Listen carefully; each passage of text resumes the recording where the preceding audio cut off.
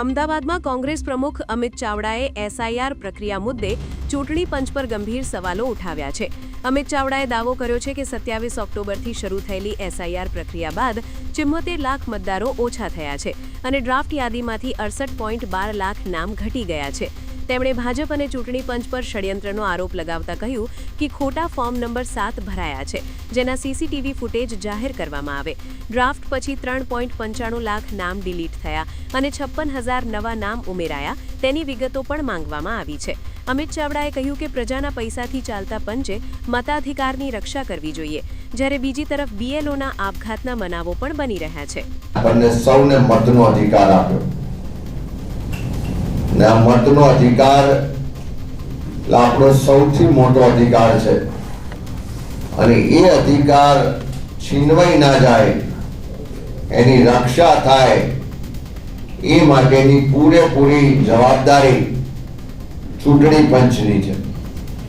ચૂંટણી પંચ એક સ્વાયત્ત સંસ્થા છે, બંધારણીય સંસ્થા છે અને દેશના પ્રજાના પરસેવાના ટેક્સથી એ ચાલે છે।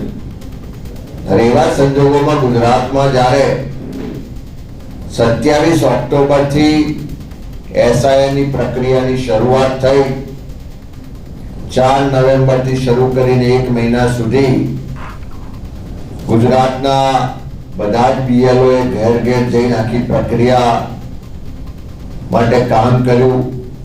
જે રીતે એમની પર સરકાર દ્વારા, ચૂંટણી પંચ દ્વારા પ્રેશર હતું, એના કારણે અનેક જગ્યાએ જે બીએલઓ હતા એમનું મૃત્યુ પણ થયું, બીએલઓએ આત્મહત્યા પણ કરવી પડી ને સુસાઇડ નોટમાં લખવું પણ પડ્યું કે માનસિક ત્રાસ આપવામાં આવે છે, એના કારણે આત્મહત્યા કરવી પડે છે।